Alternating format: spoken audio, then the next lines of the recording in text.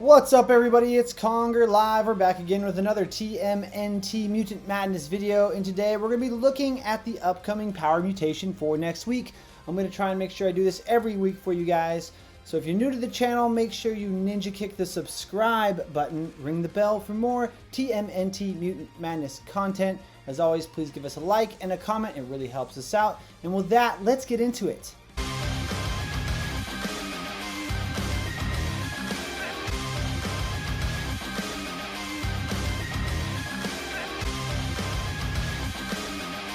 Okay, so we're starting off on the official Discord in the TMNT Community News in the Channel 6 News channel. The early look, 100% power boost dimension clash to these heroes. Number 1, Zorax. Zorax used to be the cream of the crop, the best of the best, and now he's going to have 100% power boost. He is definitely someone I'm going to be looking at using this coming week. Number 2 is Toka. Toka is one of the best tanks in the game. He used to be the best tank, hands down.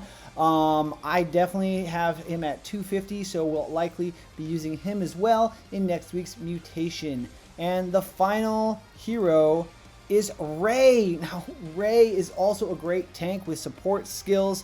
He's got one of the best equipment skills in the game. Unfortunately, my Ray is only 3 stars. We'll still go take a look at his kit.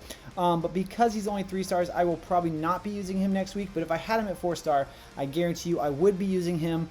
The 3 of these guys are definitely all excellent tunes, worth using. So if you have them, definitely going to say use them. Let's go take a look at their kits. Okay, so we're going to start off with Zorax because he is the one they mentioned first. Zorax, his ult is Triceraton Charge. He gains 30 armor and barrier per non-summon ally for 3 seconds. So this can be up to 120 early on, which is a massive amount of basically protection for him. He selects an enemy at range 3, move to them, target all enemies in between, deal some physical damage, target the selected enemy and deal a whole lot more physical damage and extra damage if he's at or above 20 strength and focus. If at about above 20 strength and focus. The way this reads is that he needs to have both 20 strength and focus for this to work rather than or, which is interesting. Never really noticed that before. His Ceratech Cannon, target 2 enemies at range 3, deal a bunch of energy damage to each, and extra damage to each if strength is at or above 40. So we really want to make sure that we give him some strength and some focus to really maximize his damage output. His first passive, Triceraton Military Training, he gains 30 armor if he's not stunned or disarmed. Great. And he gains +2 will per non-summon ally. Okay, so it's up to 8 will. That's not a whole lot, but it'll help him get his skills off a little bit faster. And after attacking, gain +5 focus for 30 seconds if will is at or above 0, which as long as there's someone on his team and he's not getting a negative will, he will be constantly stacking focus for 30 seconds, which is going to help him get a lot more damage output. And his other passive, Tri-Weapon Tactics, after an ally uses a skill, he gains +6 strength and +3 alertness for 10 seconds. So this is after any ally uses a skill, so stacking strength and focus between these two is how his ult does such a huge hit, because you got to get above 20 for both for that bonus damage, and then if he's at 40 strength, he's going to do even more on that auto skill. And finally, his Wrist Blade Assault, target up to 3 enemies in an arc, kind of right next to him, similar to Leatherhead's Tail Sweep, at range 1 and deal some physical damage over 3 hits. And gain defense, gain extra defense per target hit. So if there's 3 targets, he's going to gain a lot of defense. If there's only 1 target, he won't get as much, but he'll still get some defense. And if you get him to 250, he deals extra damage per focus. And since he's already stacking focus with his passive, this can be exponential and do quite a bunch. And he gains extra defense per focus as well. So you really want to feed focus to him and strength to him. So I'm thinking, Fugitoid would really, really help him out early on. Be really, really cool. We also want to take a look at his equipment skill, and he gains 12 haste and strength per enemy at range 1. So this is a max of 60 strength and haste if all 5 enemies are around him. Chances are that's not going to happen. It's probably going to get 1, 2, maybe 3 at the most triggering this. The strength bonus is definitely huge, and that haste, of course, is going to help get some skills off. So not a bad equipment skill, not amazing, but it's definitely going to help out. So make sure you put some good equipment on Zorax. Okay, second up is Toka. So Toka's Slam Wave is his ultimate. He targets all enemies within range 1, basically anyone next to him. He does some physical damage, not a whole lot, but it's a decent amount. And being boosted, it's going to be pretty hefty. He's going to inflict slow for 2 seconds and slow for 2 extra seconds to targets under 0 strength. So slow's not the most impressive stat, unless of course there's other effects that happen when someone is slowed, or don't happen if they are slowed, which is the only reason why you might like slow. Select a line at range 5 and target all enemies in it. Inflict negative defense and root for 2 seconds. Inflict root for 2 extra seconds to targets under 0 strength. So the root is better than slow. The slow and root are very similar. They affect movement speed. So when this hero moves from one tile to the next, if they're rooted, they can't move.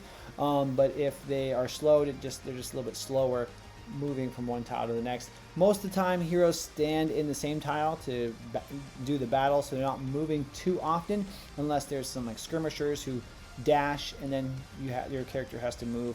Then slow or root might affect you, but doesn't last for very long. So not huge, but stripping the defense and doing a decent amount of damage, that's always great. His first auto skill, Snap Bite. He targets an enemy at range 1. He deals a decent amount of physical damage and inflicts negative 30 strength for 5 seconds. This is really cool.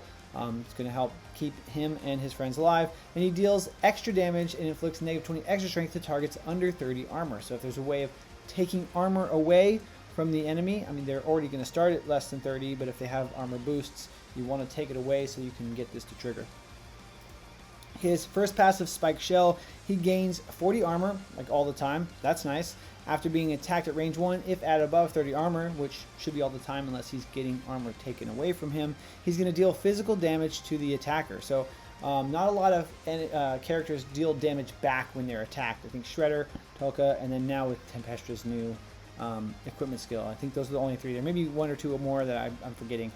If he's at or above 80 armor, so he needs some extra armor boosts, he's going to deal extra damage and inflict negative 10 strength for 10 seconds on that splashback being attacked. So pretty cool with that spiked shell. Really want to get his armor boosted to get that to trigger. Intimidation is his other passive, where he inflicts negative 25 strength and will to all enemies within range 1. So the negative 25 strength helps him being a physical tank, but taking away the will is also huge because they're not going to get their skills off as fast. His final skill, his second auto skill, it gains a bunch of defense. He gains 200 armor for 2 seconds. So this triggers before when the spike shell is going to be really, really nice during those 2 seconds. And he gains plus 40 armor for 8 seconds. Whoa.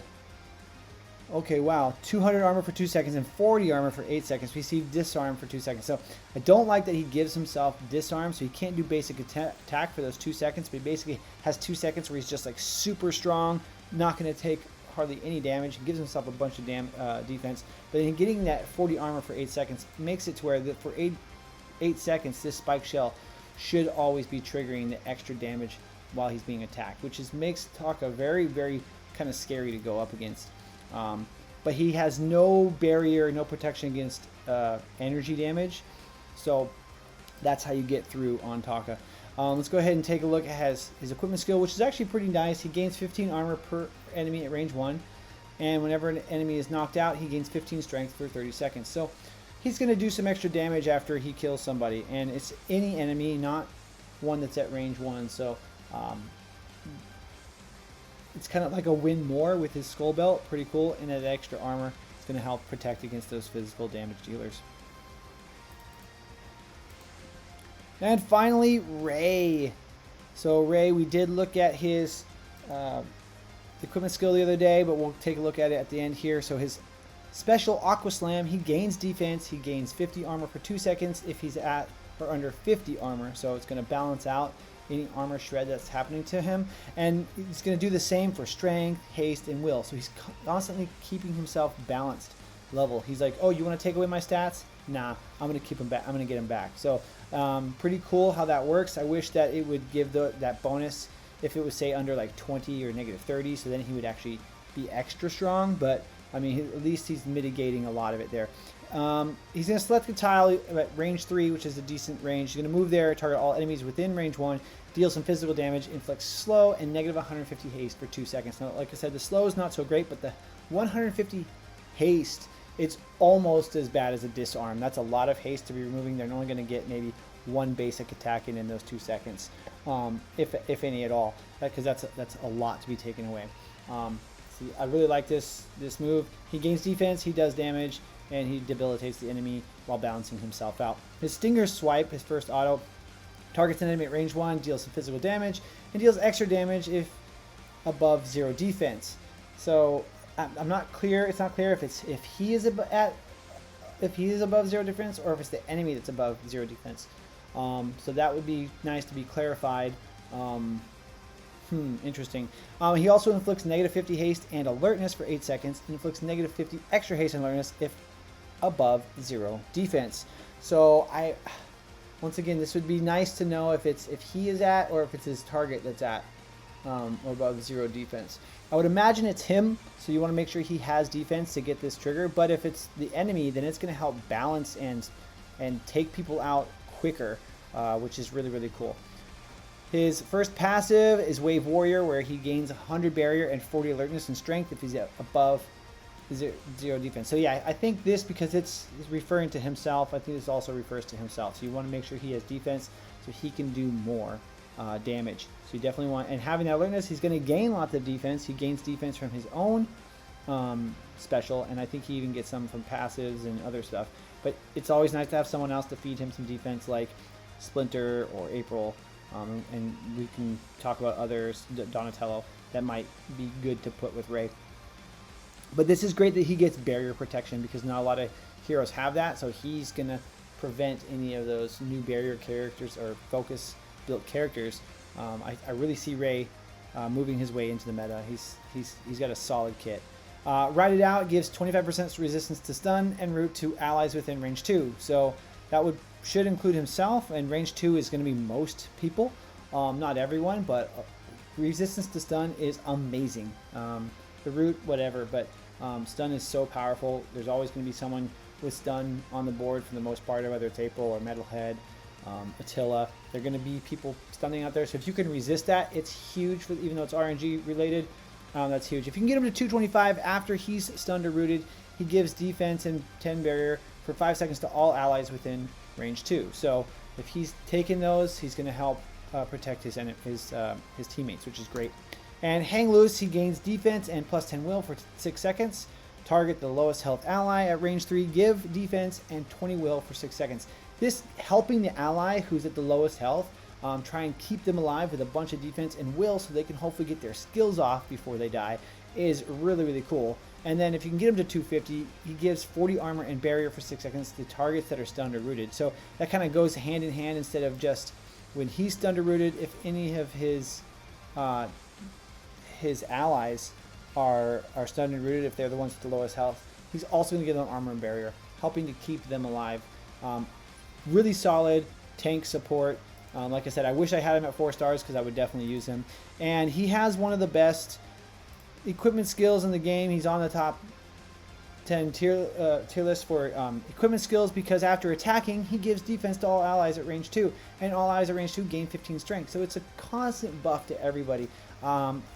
Amazing stuff here. I wish I could use all 3 of these. I mean, I could try using Ray at 3 star, but I have a feeling he's just not quite going to cut it compared to the rest of them. So that's all we got going on for today. Those are your mutated heroes. We got Zorax, we got Toka, and we got Ray Fillet.